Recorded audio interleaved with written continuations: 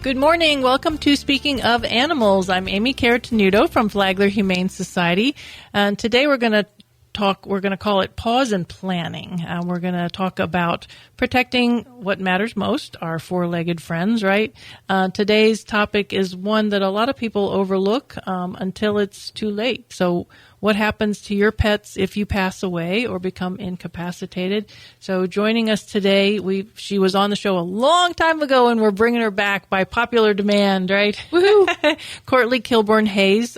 Courtney is a local estate planning attorney. Her firm focuses on real estate, corporate law, estate and legacy planning, including how to care for pets through legally enforceable trusts. Courtney, welcome. I'm so glad you're here. Thank you, Amy. So happy to be back. It's great to be here, and I love that we're talking about pets. They're our family too. For sure. They definitely are. I have 6 dogs, and then a lot of feral cats in my yard. So I've always wondered, so if something happens to me and my husband, what happens to all my animals? We need to make sure that our pets are protected. Absolutely, and that's a great question, and I do get that a lot too. Being an animal lover and an attorney, that's one of the top questions that comes up. So we're here thinking most people don't realize legally pets are considered personal property. So if you pass away without a plan in place, your pets are treated like, unfortunately, a car or a piece of furniture, and that means they can end up in the wrong hands or worse, in a kill shelter, right? So we need to take a couple steps, and that's what proper planning is for not just humans, but also pets.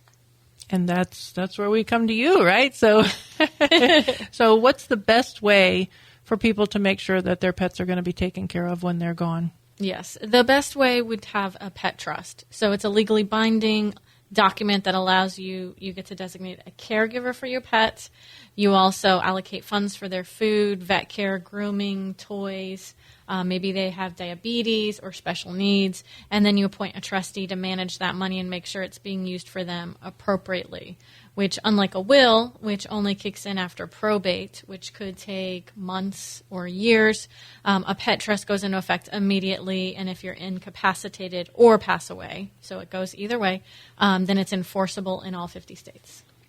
So it's like you say, a pet trust is what really has to happen. So leaving instructions in your will really isn't good enough. Leaving instructions with family members may not even be good enough. Like a pet trust really is the safe way to do things. And exactly. You do these things, right? I do pet trusts. I do wills also, usually when I'm helping a client in their estate planning process with or without animals.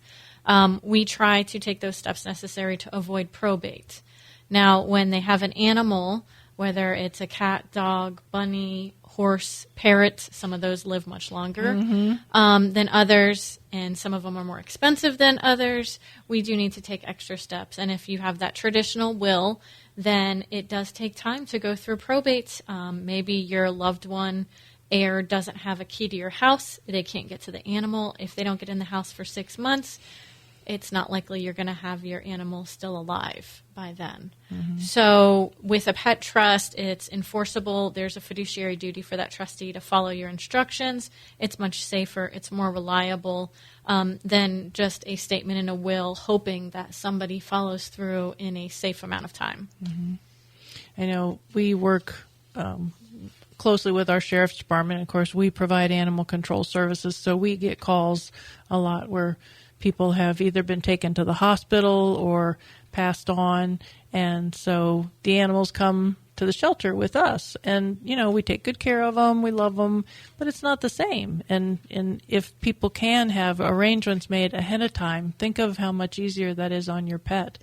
And sometimes we have to wait to try to find next of kin, and it just, if they have a chip and it's scannable or it has updated information on it, can you find the person? Exactly. Yeah. So the pet trust does seem to be the fail-safe to get the animal immediately, from your care to whoever you have assigned. to take care of your pet. And then so how detailed can pet trusts be? It's just like any other trust that we have for humans. The pet trust can be as detailed as you want or as simple as you want. So, for example, I've created a trust with just 2 cats, and then I've created a trust for a client who we do an annual review of it.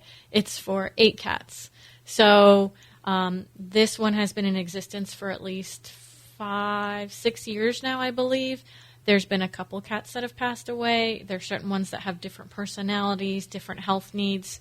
So we keep an eye on it. She keeps a running list of the dietary needs or vet care. Very, very consistent, very caring client, of course, because like we said in the beginning, some of us are pets. Most of us, our pets are our family. For sure. So we want to take care of them like that. And, they don't usually argue back with us. So I know one thing I heard you mention before about with a pet trust is you have more than one person. You assign your person who's going to take care of your pet, and then you also I forget what the title is of the other person. Caregiver and a trustee. The trustee. Mm-hmm. Yeah. So there's checks and balances. So we have that in other aspects for human estate planning too. This one is so that you can have the caregiver and trustee be the same person if you want. However, it depends how much you're going to fund that trust with too. So if you're going to leave an extensive, large amount of money and you want to make sure that that caregiver is taking care of of the pet, then that trustee would step in and say, okay, show me the vet records, show me that they're a healthy, alive pet. They should have a picture of the pet. They should know what's going on, and they'll give that stipend of money monthly, annually, whatever you set out within those trust terms. I think that's very smart to think of that, and as the attorney, you have to think that way, because as a regular person, we all think, oh, my friend would never do anything shady, but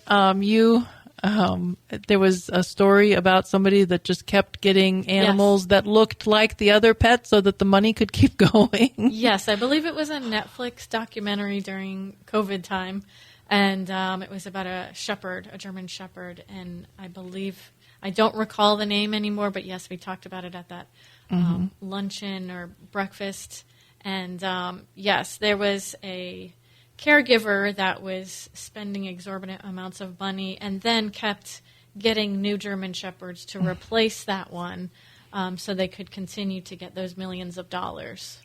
That's so shady. It's really, you hate to think that people would do that, but it's smart to have that checks and balances, no matter how much you trust who you're creating this trust with.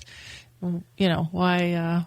The only positive is all of those German shepherds definitely had a really good, fun life.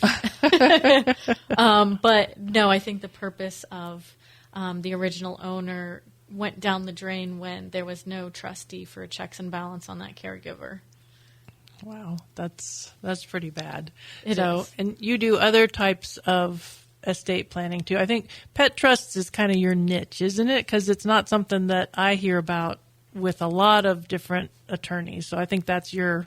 Yes, since you're such an animal person, right? I am a big animal person, animal advocate. It breaks my heart seeing some of these petitions that come over daily for nationwide animal abuse. And, we've got some local hard hitters too, whether it's in the sheriff's office or local individuals who like animal advocacy and making sure that these rescues or any animals don't fall into the wrong hands.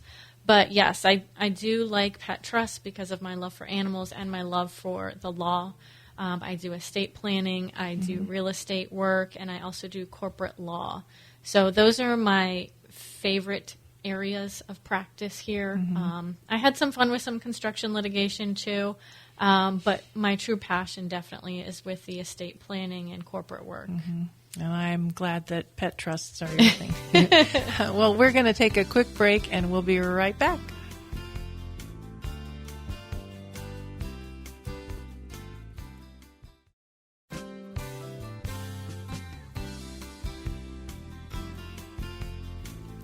Welcome back to Speaking of Animals. I have to also introduce our other guest today. Besides the beautiful Courtney Kilburn, we have to introduce Mocha, who is, she's wagging her tail just by being introduced here. Mocha is an older dog, and I thought she would be a good guest today because she kind of fits into what we're talking about. Mocha's owner passed away. There were other family members, but they had a lot of other issues on their plate. It was just too much for them to take care of Mocha. And she has some issues too. She's an older dog. She's what's the phrase? You're in good shape for the shape you're in, or something. Like, she's a little bit of a hot mess, but she wags her tail like crazy. She seems very happy. She's in her golden years for sure. But Mocha's up for adoption at the shelter. And, again, it's a sad story. And not that her own, like I said, her owner left her with family, but there wasn't a trust. So I don't know if there'd have been a trust, if this would have been different for Mocha. And she's in her age range. She's going to be part of the least adoptable, right? Because she's older. Mm-hmm. She's an older rescue. So again, that's another reason to have things in place. And if you do some planning in advance, you also want to talk to those potential agents, the potential caregiver, the potential trustee, and make sure they're okay with getting an animal just in case, just like you would as a guardian for a minor child of yours, in estate planning. And you should talk to them about that. But yes, Mocha got lucky that she's in good hands right now. And hopefully there's a loving family because she is adorable. Yeah. And she has such a sweet, calm temperament. Yeah. She's so quiet. Like, she's just... You never know she's in here. No. If there wasn't a camera pointed at her. Yes. She's a very good girl. When we were talking about trusts a few minutes ago, you mentioned money. So how much should somebody put in for the care of their pets average? I'm sure it depends on their budget, but the famous lawyer answer, it depends. Yes. So yes, but that's a great question, and it depends on their type of pet. It depends on their life expectancy and their care needs. So, like I was saying, an animal that's diabetes versus an animal who's of perfect health, that's going to be different prices. Mm-hmm. But generally, when we're talking dogs and cats, probably between $5,000, $15,000 is typical. If you've got senior pets, special needs, some of those diseases, or aging diseases, or if they're exotic, like a reptile, or long-living like a horse or bird, the number can go up much higher than that. But, there's also that little thing, too. We call it a remainder amount. If there's any leftover money when the pet passes, it can go to a family member. It can go to a charity, nonprofit. It can go to a rescue organization. You can decide. So even if you put a larger amount of money than is necessary for that care of that animal for their lifetime, that remainder can go somewhere else to do more good still, even after you're gone, even after your pet is gone. That makes sense. So also, too, when you're planning your estate, do people have like backup caregivers in case something happens to the caregiver before? Yes. Okay. And we say that in all of estate planning, too, is a backup to a backup. It's always great to have backups. And you should, because life happens. People move, people get sick, there's life changes. And what we were just talking about before, make sure you have a discussion with that caregiver or trustee. Maybe they went when they first agreed to be a caregiver. They had one child, and now they have 3 kids under 3. Mm-hmm. Life changes, events happen, or maybe they've moved states. So yes, always check in and have backups to backups, because again, you want to make sure that the best interest of your animal is still at the main point of the trust. And then we mentioned before, there's the trustee and the caregiver. So the trustee can check in on the caregiver, because what if life changes midway through all that too? Like, that's a great point. That's a very good point. Complicated. Yes, you just made up some more scenarios of real world right there. And yes, of course. So you want to have some instructions for that trustee, periodic home visits, vet record checks, some photos that we talked about before too, even though, yes, like that famous documentary example where they interchange the pets, maybe there's a distinguishable spot on the ear or the nose. Or microchip, if or they're a microchip, yeah. And they can get that checked out too. Just make sure that it's the proper animal getting that money and care for it. So that trustee is almost going to be like a financial manager or compliance officer, and making sure that caregiver is giving that daily love, daily care, and necessary annual care. So do you see people that get pet trusts? Is it mostly like wealthy people that can really afford to, leave tons, or is it just regular people too that are doing what they can to make sure their pets are taken care of? That's another great question, and some of our big examples of how to do it right and how to do wrong come from those millionaires or multimillionaires. How to do it wrong. Yeah. But the majority of it is just us regular individuals, regular families who just probably spend a lot more on animals than we do on ourselves because we love them and we care about them. So the average family is the one that's getting the pet trust. And sometimes it's easy to get a $10,000 life insurance policy for a couple bucks a month just to leave it to your pet trust, or up that amount up some and you can leave it to your kids too. Yeah, it's an afterthought. The kids too. Why not? But yeah, so just the average family is the typical one, because you can have something from a modest investment for the peace of mind to a large amount, and then have that remainderment going to family or to a charity. Okay. All right. Well, all very good information. So we're going to take one more quick break, and we'll be right back with Mocha, Courtney, and Amy.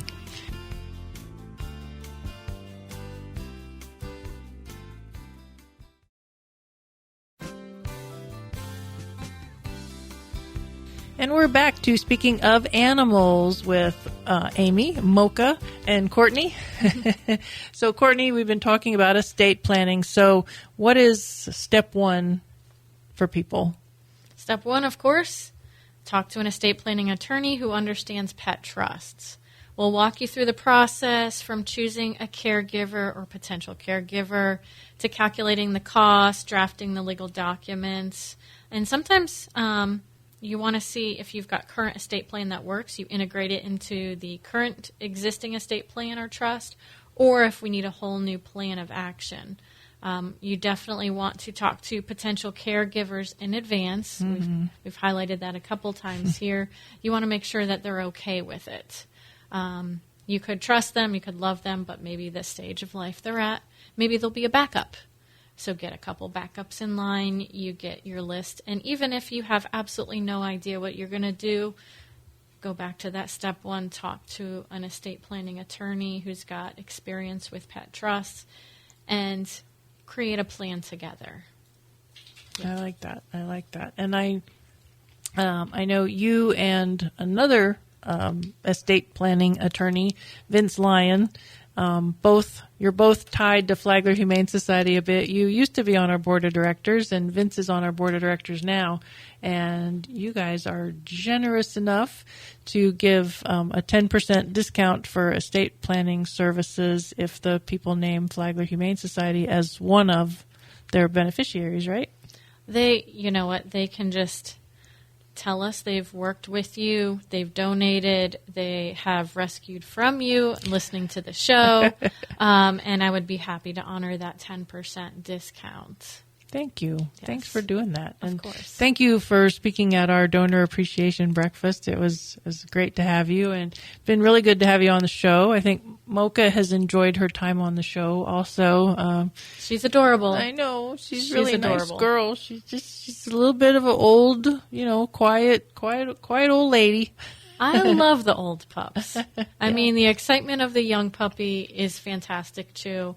But I love an old pup who'll just curl up next to you, watch a movie till you fall asleep, Yeah, she just kind especially of on rainy days like today. Yes, yeah, she just appreciates life. So, well, anyway, thank you, Mocha, for being on the show. Thank you, Courtney, and thank you everybody for listening. We'll talk soon. Thank you, everyone.